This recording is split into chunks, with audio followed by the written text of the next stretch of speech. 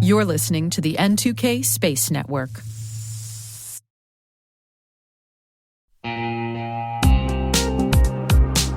Ever wished you could rebuild your network from scratch to make it more secure, scalable, and simple? Meet Meter, the company reimagining enterprise networking from the ground up. Meter builds full-stack, zero-trust networks, including hardware, firmware, and software, all designed to work seamlessly together. The result? Fast, reliable, and secure connectivity without the constant patching, vendor juggling, or hidden costs. From wired and wireless to routing, switching, firewalls, DNS security, and VPN, every layer is integrated and continuously protected in one unified platform. And since it's delivered as one predictable monthly service, you skip the heavy capital costs and endless upgrade cycles. Meter even buys back your old infrastructure to make switching effortless. Transform complexity into simplicity and give your team time to focus on what really matters, helping your business and customers thrive. Learn more and book your demo at meter.com/cyberwire. That's METER.com/cyberwire.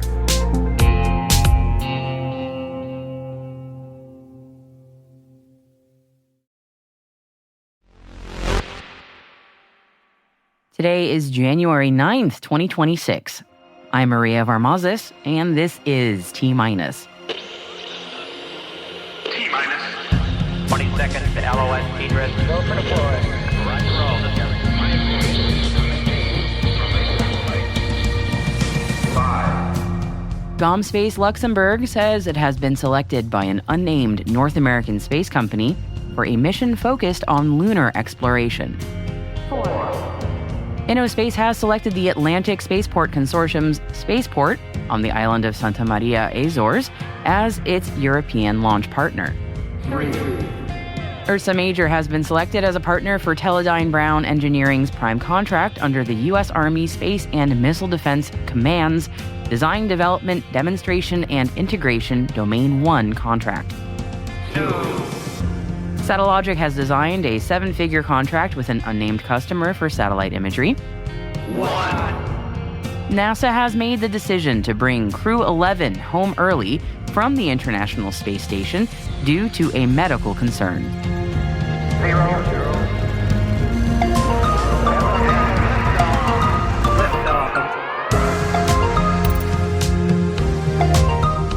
And it is Friday, my friends, which can only mean one thing here on T-Minus. Our partners at NASAspaceflight.com are back with the weekly space traffic report. They're going to be bringing us the latest launch news from the last 7 days and taking a look at what's on the schedule for the coming week. You don't want to miss it.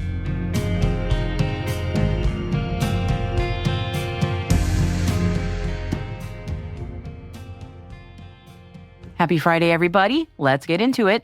We're kicking off today's show with an update on yesterday's top story. On Wednesday, NASA postponed a spacewalk due to a medical situation with a member of Crew-11 on the International Space Station. And now they have made the decision to bring the crew home ahead of schedule due to that same medical condition. Here is what NASA Administrator Jared Isaacman had to say. So for over 60 years, NASA has set the standard for safety and security in crewed spaceflight. In these endeavors, including the 25 years of continuous human presence on board the International Space Station, the health and the well-being of our astronauts is always and will be our highest priority. Yesterday, January 7th, a single crew member on board the station experienced a medical situation and is now stable. After discussions with Chief Health and Medical Officer Dr. J.D. Polk and leadership across the agency, I've come to the decision that it's in the best interest of our astronauts to return Crew-11 ahead of their planned departure. Within the coming days, the Dragon Endeavour spacecraft will depart the International Space Station with Commander Zena Cardman, pilot Mike Fink, Kimya Yui from JAXA, and Oleg Platonov of Roscosmos, and safely return them to Earth. We expect to provide a further update within the next 48 hours as to the anticipated undock and reentry timeline. NASA is currently reviewing Crew-11 return dates. The agency has also said that it's working with SpaceX and its international partners to review the options available to advance launch opportunities for the Crew-12 mission. The agency anticipates a decision on a target Crew-11 return date in the coming days. And, by the way, if space medicine is an area you are interested in learning more about, make sure to join me tomorrow for our Deep Space Special Edition with Charles Doran from Solomed. Next story now. Satellogic has just signed a 7-figure contract with an unnamed customer for satellite imagery. Satellogic will support high-frequency site monitoring and has agreed to provide daily revisit high-resolution coverage. The agreement is structured to provide satellite imagery for ongoing visibility and predictable data availability versus tasking based on specific events. Satellogic did not specify the customer or the region, but said that this type of consistent coverage has use cases for defense and security, civil and environmental monitoring, infrastructure protection, and commercial operations. Ursa Major has been selected as a partner for Teledyne Brown Engineering's prime contract under U.S. Army Space and Missile Defense Command's Design, Development, Demonstration, and Integration Domain 1 contract. The D3I IDIQ contract vehicle funds threat representative ballistic and hypersonic target vehicles that are integral for missile defense testing. With this partnership, Ursa Major increases Teledyne's propulsion solutions and expands their product offerings for the missile defense community. South Korean company InnoSpace has selected the Atlantic Spaceport Consortium's spaceport on the island of Santa Maria Azores as its European launch partner. The contract enables InnoSpace priority access to a launch pad on the Portuguese islands. InnoSpace's Hunbit launch vehicle series plans to be launched to orbit from the Azores in the coming years. InnoSpace already has spaceport agreements already in place with Brazil and Australia, showcasing the company's global launch ambitions. Space Luxembourg says that it has been selected by an unnamed North American space company for a mission that is focused on lunar exploration. Space says that the mission marks a major step forward in the understanding of the solar system and in the capabilities of small satellite platforms for deep space exploration. The contract covers the initial design of 2 spacecraft, and the company will use its experience with advanced technologies from previous interplanetary missions, such as the European Space Agency Hera Juventus and Ramses missions. The contract for this initial design is valued at 2.9 million euros, which is approximately $3.4 million US dollars, and will be executed during the first half of 2026.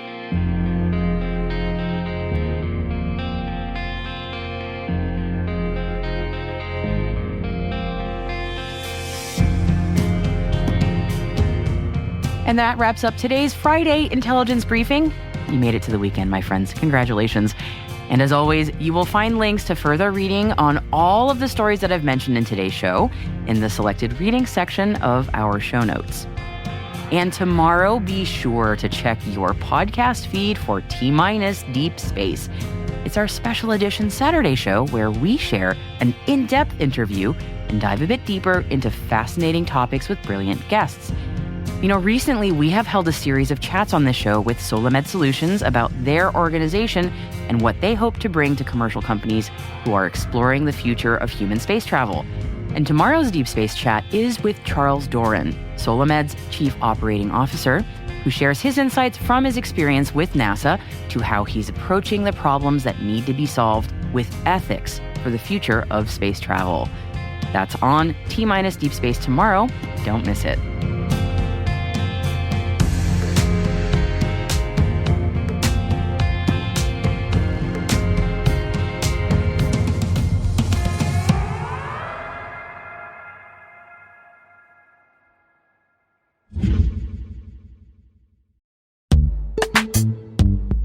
Most environments trust far more than they should, and attackers know it.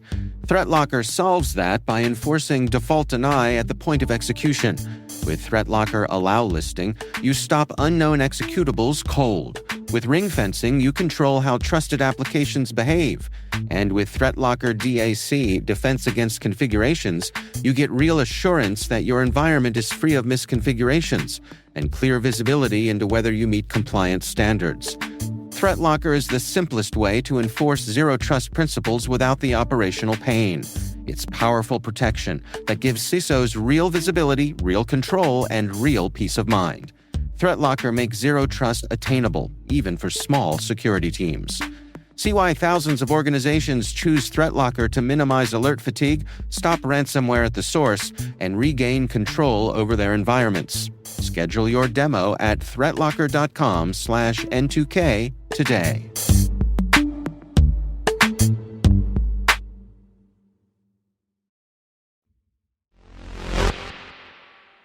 Let me hand you over now to our colleagues at nasaspaceflight.com. I'm Alicia Siegel for NSF, and this is your weekly space traffic report for T-minus Space. Starting off the week, we had the first launch of the year on January 3rd, and it was, of course, a Falcon 9. The rocket lifted off at 2:09 UTC from SpaceX's Space Launch Complex 4E at Vandenberg in California. Encapsulated in its fairing was the Cosmos SkyMed FM3, or CSG-3 for the Italian Space Agency. It's the latest addition to a constellation of small Earth observation satellites, which specifically focus on the Mediterranean. The satellite on this launch was the third of 4 to make up the constellation's second generation, replacing the first generation, which launched between 2007 and 2010. Both generations use synthetic aperture radar to study our planet from a sun-synchronous dawn-dusk orbit, which passes the equator around sunset and sunrise. Falcon 9 booster B-1081 lofted the satellite into space on its 21st flight, after which it returned to Vandenberg for a landing on SpaceX's Landing Zone 4, where it successfully touched down. Next, we had a Starlink launch lifting off from Florida on January 4th at 6:48 Universal Time. Falcon 9 lofted 29 Starlink V2 mini satellites, which will be added to SpaceX's Internet constellation. SpaceX used a brand new booster for this mission, booster B1101, which successfully made its way back to Earth and touched down softly on the deck of SpaceX's drone ship Just Read the Instructions. And closing out the week, we should have had another Starlink mission from Florida shortly before this episode was published. We'll cover that one next week. Going into next week, SpaceX has 2 more Starlink missions scheduled, both from Florida. On January 11th, we'll also have a Falcon 9 launch from Vandenberg, which is set to loft a small space telescope for NASA. The telescope, called Pandora, will study exoplanet atmospheres during its 1-year mission. Pandora will be accompanied during its launch by the 39 payloads of SpaceX's Twilight rideshare mission. In addition to the Falcon 9 launches on the schedule, it looks like we might also get a launch from India next week. The country's PSLV rocket will loft the EOS N1 Earth observation satellite into orbit alongside several rideshare payloads. We might also get a couple of launches from China next week, as well as the early return of Crew-11, but the details on those missions are sparse at this time. As always, we recommend checking in with the Next Spaceflight app and website to stay updated with the latest schedule changes. I'm Alicia Siegel for NSF, and that's your weekly space traffic report. Now back to T-minus Space.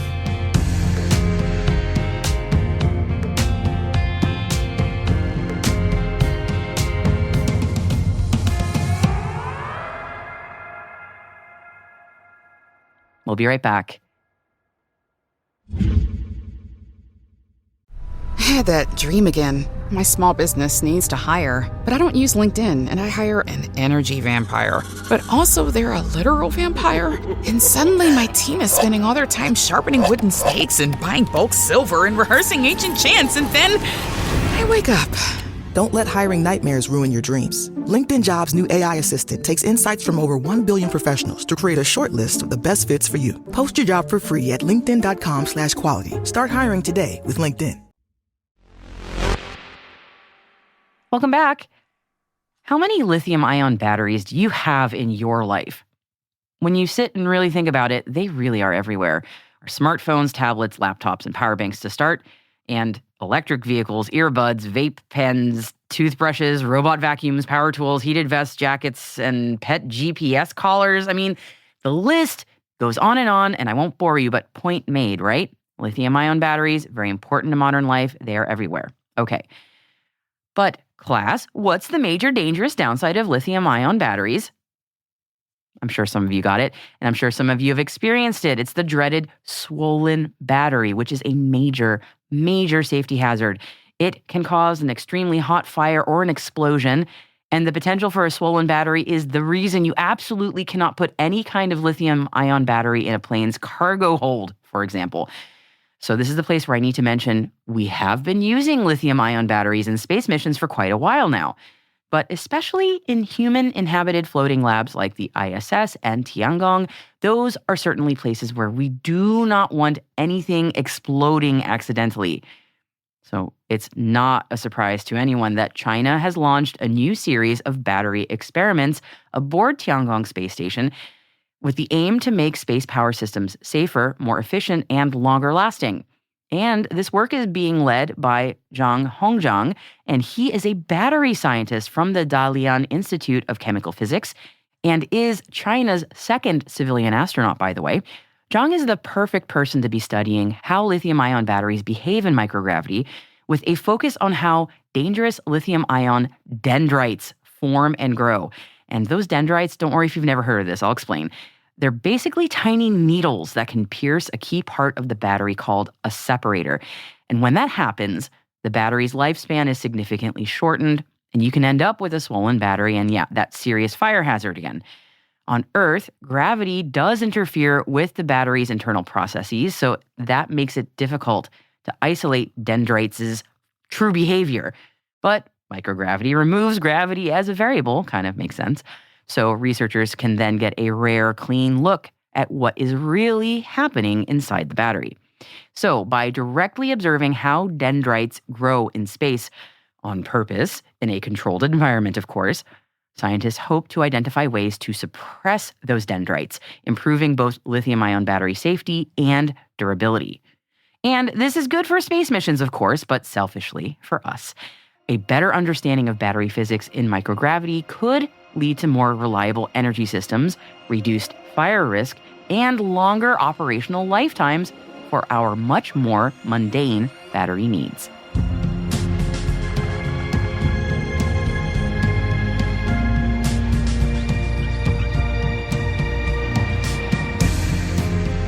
And that's T-Minus, brought to you by N2K Cyberwire. We'd love to know what you think of this podcast. Your feedback ensures we deliver the insights that keep you a step ahead in the rapidly changing space industry. If you like the show, please share a rating and review in your podcast app. Please also fill out the survey in the show notes or send us an email. space@n2k.com is that email address. We're proud that N2K Cyberwire is part of the daily routine of the most influential leaders and operators in the public and private sector, from the Fortune 500 to many of the world's preeminent intelligence and law enforcement agencies. N2K helps space and cybersecurity professionals grow, learn, and stay informed. As the nexus for discovery and connection, we bring you the people, the technology, and the ideas shaping the future of secure innovation. Learn how at n2k.com. N2K senior producer is Alice Carruth. Our producer is Liz Stokes.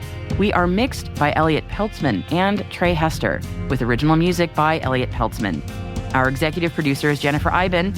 Peter Kilpie is our publisher. And I am your host, Maria Varmazes. Thank you for listening. Have a lovely weekend.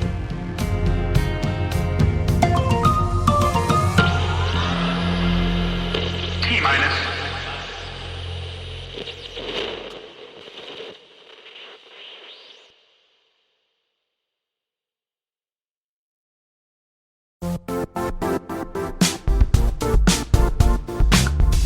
If you only attend one cybersecurity conference this year, make it RSAC 2026. It's happening March 23rd through the 26th in San Francisco, bringing together the global security community for 4 days of expert insights, hands-on learning, and real innovation. I'll say this plainly, I never miss this conference. The ideas and conversations stay with me all year. Join thousands of practitioners and leaders tackling today's toughest challenges and shaping what comes next. Register today at rsaconference.com/cyberwire26. I'll see you in San Francisco.